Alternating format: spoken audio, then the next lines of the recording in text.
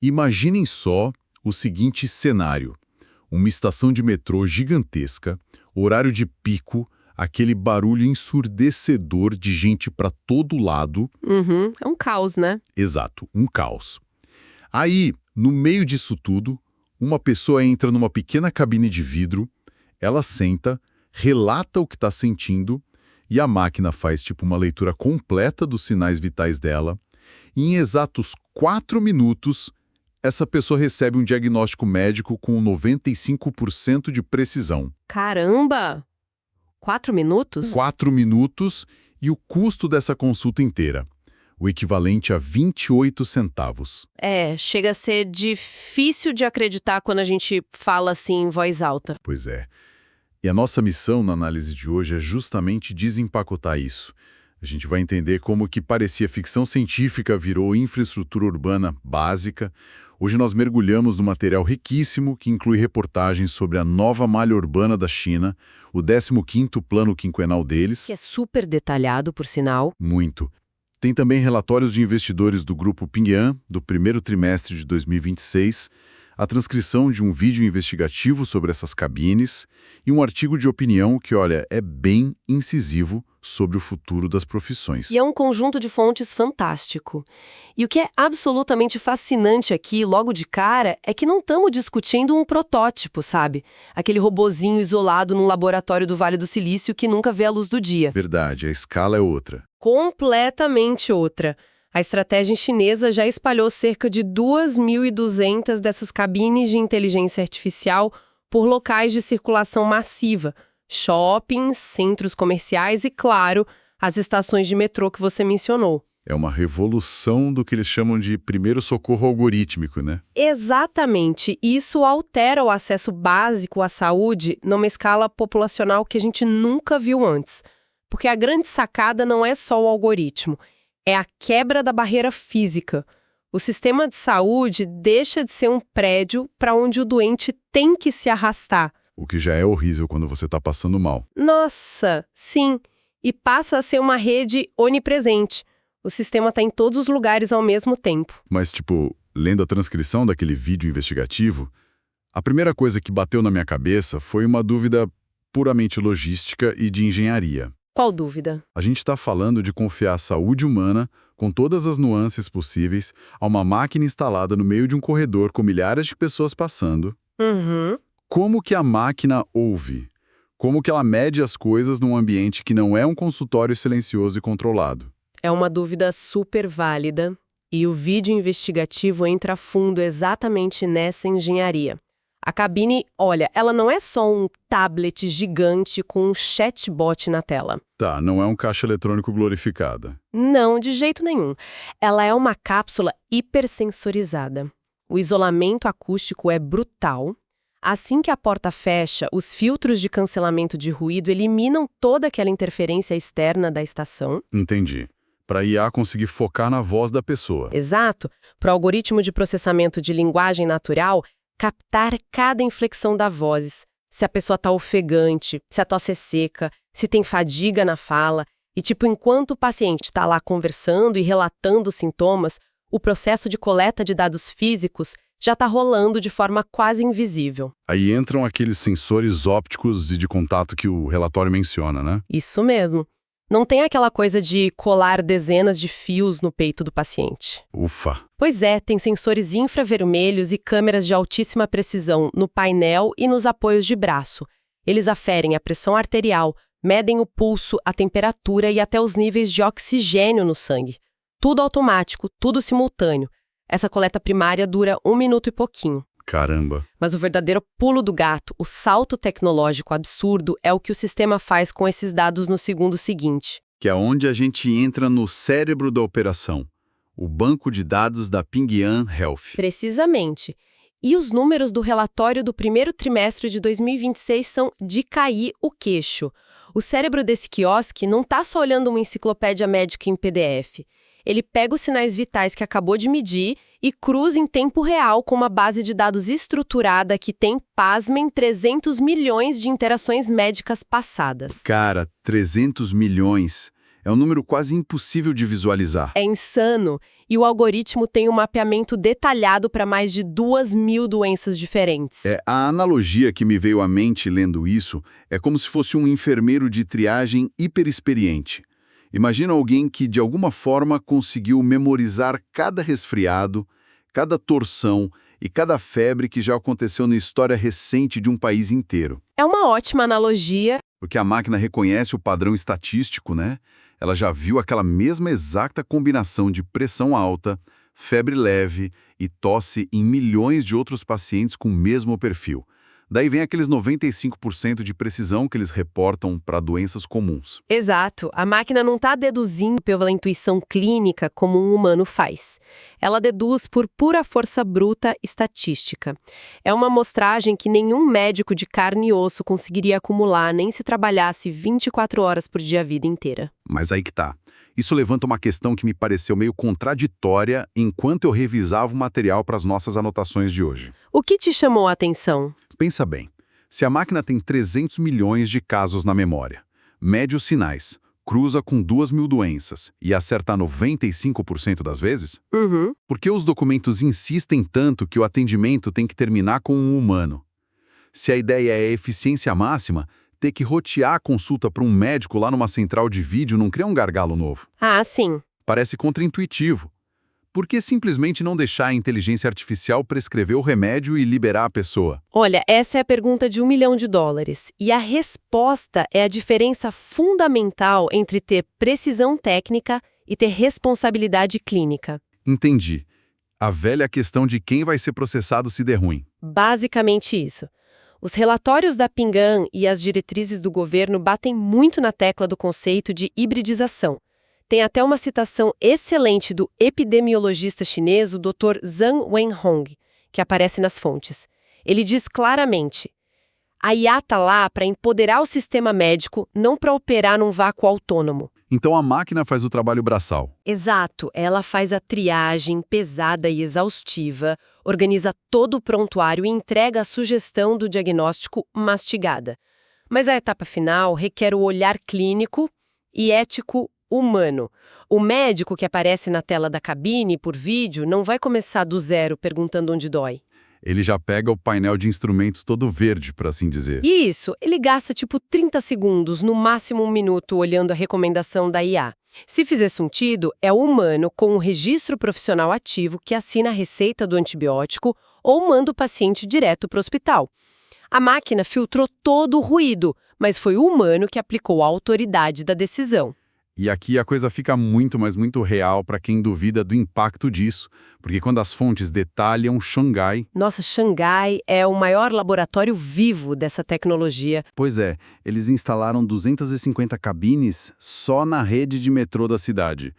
E o resultado não é só, que legal, é tecnológico. Foi uma descompressão estrutural absurda no sistema de saúde. O tempo de espera nos hospitais lá despencou em quase 70%. 70% é muita coisa para uma metrópole. É um absurdo. E os custos para o paciente com essas consultas de rotina caíram 30%. E a gente tem que entender a economia por trás dessa mudança. Historicamente, um hospital tradicional opera num modelo de custo altíssimo por paciente. Tem a estrutura, os equipamentos, o staff. O quiosque inverte essa lógica, ele foca no microtransacionamento em um volume colossal. Ganhando nos centavos. Exato. Só no metrô de Xangai são mais de 15.000 atendimentos por mês por cabine. A ideia é capturar aquele paciente que está com uma virose leve ou uma alergia atacada bem antes dele cogitar e entupir a emergência de um hospital. Preservando o tempo dos médicos do hospital só para os casos cirúrgicos e para traumas graves, né? Perfeito. Mas, lendo tudo isso, mergulhando nesses números, eu não consegui parar de pensar na nossa realidade aqui. No Brasil? No SUS. Nossa, sim! É a ponte perfeita para se fazer. Porque, olha, quando a gente olha para as fontes e para essa lógica de rede, a gente começa a se perguntar, e se usássemos isso aqui? O entrave para o Brasil é tecnológico ou é político e cultural? É uma reflexão que a gente precisa ter, porque a tecnologia básica, a matéria-prima, a gente tem. O Brasil tem o maior banco de dados público de saúde do mundo. que é o DataSUS. Pois é. A gente já tem os dados da nossa própria população. Exatamente. Se a China treinou um modelo com 300 milhões de casos, a gente poderia usar o histórico gigantesco do DataSUS para treinar modelos focados nas nossas patologias regionais. E a aplicação prática disso resolveria o nosso maior pesadelo, que são os famosos vazios assistenciais. Principalmente em áreas remotas. Imagina comunidades na Amazônia ou no interior rural do Nordeste. Uhum. Fixar um médico nessas regiões, seja por logística ou por questão financeira, é um desafio histórico no Brasil. É quase impossível manter o profissional lá. Agora imagina um quiosque desses conectado por uma internet via satélite no meio de uma comunidade ribeirinha. A triagem é feita lá e o médico que valida a receita pode estar sentado em São Paulo ou Belo Horizonte. E mesmo dentro dos grandes centros urbanos no Brasil, pensa no desafogamento das UPAs. Nossa, as unidades de pronto atendimento! Sim, as estatísticas mostram que cerca de 80% dos casos que lotam as emergências aqui são de baixa complexidade. É a febre, a dor de garganta, o resfriado. É exatamente o que esses quiosques resolvem em 4 minutos, custando uma fração do preço. E é interessante porque o 15º Plano Quinquenal da China, que está nas nossas fontes, usa exatamente esse argumento da descentralização. Eles veem a inteligência artificial não como um brinquedo de cidade rica, mas como a principal ferramenta para diminuir o abismo entre quem tem acesso à saúde de ponta e quem mora no interior isolado. É usar a IA para democratizar. Exato. Tem um dado no documento que diz que mais de 68 milhões de casos, em nível de condado, já foram tratados remotamente. Eles usam esses modelos gigantes. Até maio do ano passado, eles já tinham lançado uns 300 grandes modelos focados na área médica. Isso não para nas cabines na rua. O relatório do grupo Pingyan mostra que essa rede está invadindo a casa das pessoas. Tem mais de 290 mil idosos recebendo cuidados que são orquestrados por essas IAs direto das casas deles. E o funcionamento é quase de ficção. Sensores espalhados pela casa monitoram o padrão de movimento do idoso, detectam se houve alguma queda e ficam medindo sinais vitais dia e noite. Zero privacidade, mas muita segurança, suponho. É o trade-off, né? Se a IA percebe uma alteração sutil, tipo uma arritmia enquanto a pessoa dorme, ela não espera o paciente acordar passando mal para pedir socorro. Ela emite um alerta prévio para o hospital com um diagnóstico estruturado. É a saúde se tornando preditiva ao invés de reativa. Tá, a engenharia é maravilhosa. Resolve gargalos, democratiza o acesso. Perfeito. Mas a gente precisa falar sobre o elefante na sala. Vamos lá. Então, o que tudo isso significa para quem trabalha com saúde? Para quem estudou anos para fazer o que a cabine faz em minutos? Aquele artigo de opinião que analisamos entra rasgando nessa parte. É um texto bem visceral. Muito. O autor joga uma luz bem dura sobre a nossa filosofia do que é o valor do trabalho humano. Ele diz que o trabalho cognitivo está sofrendo o mesmo impacto que o trabalho manual sofreu lá atrás na Revolução Industrial. O fim do trabalho copia e cola? Exato. A gente foi treinado para achar que decorar informação e reproduzir isso era o nosso grande valor. O médico decorava anatomia, o advogado decorava leis, o nutricionista decorava tabela calórica. Mas quando uma máquina devora todo o conhecimento do mundo e ainda processa milhões de casos em segundos, a dedução técnica nua e crua vira commodity. É.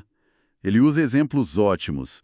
Ele fala do nutricionista, que a pessoa vai lá, ele pesa, mede e abre a gaveta para entregar aquela mesma dieta padrão impressa. A famosa dieta de gaveta. Ou o personal trainer da academia que olha para o aluno e repassa aquele treino básico de hipertrofia baixado da internet. O artigo diz que esses profissionais já estão metaforicamente na fila da cabine para serem substituídos. A IA já engoliu o produto deles por 28 centavos. É assustador, mas é muito lúcido. Tudo que for uma relação puramente dedutiva, do tipo, se o sintoma é X, então a receita é Y, vai deixar de ter valor financeiro alto. A resposta óbvia vai ser quase de graça. E o que sobra, então? Para cobrar e para justificar o trabalho humano. Aí é que está o foco do futuro. Sobram coisas que um algoritmo ainda não sabe fabricar de verdade.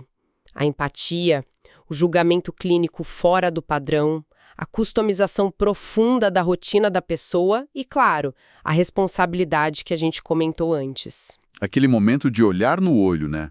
De pegar um diagnóstico frio da máquina que diz que o paciente tem uma doença grave e traduzir isso de forma humana. A máquina até cospe o plano primário, mas é o humano que diz, olha, conhecendo a sua rotina, o seu medo, a gente vai adaptar esse tratamento desse jeito aqui para você suportar melhor. Perfeito. A autoridade humana, o método que o profissional desenvolve e a forma de se relacionar é o que vai criar a margem de lucro. O conhecimento puro ficou muito barato. A empatia e a confiança genuína viraram um verdadeiro artigo de luxo. Nossa, é muito material denso para digerir. Fazendo um recap rápido para o pessoal que está ouvindo, a gente desempacotou essa verdadeira revolução algorítmica, vimos a instalação impressionante dessas cabines na China, 2.200 já operando. alimentadas por um cérebro com 300 milhões de casos, e vimos que o resultado não é teoria, é prático.